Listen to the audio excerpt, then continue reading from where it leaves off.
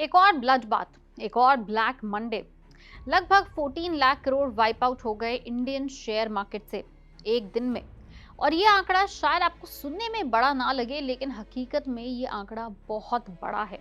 Indian stock market में जबरदस्त panic देखने को मिला है। इन्वेस्टर्स के बीच सेलिंग का प्रेशर इतना ज्यादा था कि बेंचमार्क इंडाइसेस में ही शार्प क्रैश आ गया। ट्रेडिंग के दौरान बीएसई सेंसेक्स इंट्राडे लगभग 1800 पॉइंट से ज्यादा गिर के क्लोज होते होते 1837 पॉइंट्स के साथ लगभग 72,696 के लेवल पर बंद हुआ। वहीं दूसरी ओर निफ्टी 50 भी पीछे नहीं रहा, 602 पॉइंट्स टूटकर 22,513 पॉइंट्स के करीब क्लोज हुआ। इस हेवी सेल ऑफ का सबसे बड़ा इंपैक्ट मार्केट की वैल्यू पर पड़ा। सिर्फ एक ही दिन में लगभग 14 लाख करोड़ से ज्यादा मार्केट कैपिटलाइजेशन वाइप आउट हो गया और बीएसई लिस्टेड कंपनीज की टोटल वैल्यू गिरकर हो गई 414.7 लाख करोड़ रुपए के करीब। मार्केट के इस पैनिक के पीछे सबसे बड़ा रीजन रहा यूएस बॉन्ड यील्ड्स का तेज उछाल। United states 10 year treasury yield mid 2025 के बाद अपने हाईएस्ट लेवल पर पहुंच गया। जब यूएस बॉन्ड यील्ड्स बढ़ते हैं तो ग्लोबल इन्वेस्टर्स को डॉलर एसेट ज्यादा अट्रैक्ट लगने लगते हैं।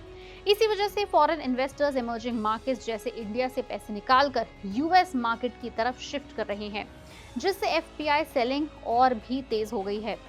इसके साथ ही इंडियन रुपी पर भी जबरदस्त प्रेशर बना हुआ है। 94 पर डॉलर के लेवल को क्रॉस कर चुका है।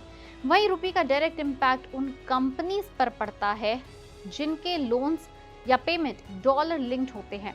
साथ ही रुपी की वीकनेस की वजह से आरबीआई भी इंटरेस्ट रेट्स में कॉशियस हो सकता है, जो स्टॉक मार्केट सेंटिमेंट को और भी वीक कर देगा। मार्केट ब्रेथ भी काफी नेगेटिव रही।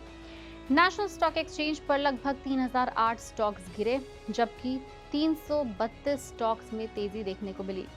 सेक्टोरल इंडाइसेस की अगर हम बात करें तो सभी सेक्टर्स रेड में बंद हुए। Nifty consumer durable, Nifty metal, Nifty reality सबसे ज्यादा टूटे, लगभग 5% तक की गिरावट के साथ। इंटरेस्टिंगली मार्केट क्रैश एक सिंबॉलिक डेट पर ही हुआ। ये आज से एग्जैक्ट 6 साल पहले यानी 23 मार्च 2020 को भी मार्केट में इसी तरह का हिस्टोरिक क्रैश आया था।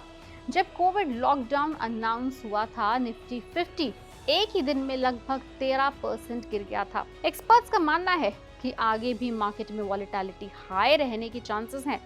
ऐसे टाइम में एक्सपर्ट्स ये भी कहते हैं कि इन्वेस्टर्स को स्ट्रॉन्ग लार्ज कैप कंपनीज, लो डेट बिजनेसेस और स्टेबल कैश फ्लो वाले स्टॉक्स पर फोकस करना चाहिए, क्योंकि जब तक रुपी, ऑयल प्राइसेस और ग्लोबल बॉन्ड यील्ड्स स्टेबल नहीं होते, तब तक मार्केट में पैनिक सेलिंग और शार्प स्विंग्स देखने को ही मिलेंगे। और साथ ही साथ वॉर की भी कोई डेडलाइन नहीं आ रही है। अब ऐसे में अगर आप एक इन्वेस्टर हैं, इंतजार के अलावा आप और कुछ नहीं कर सकते। आपका क्या कहना है, हमें नीचे कमेंट सेक्शन में लिख के जरूर बताएं।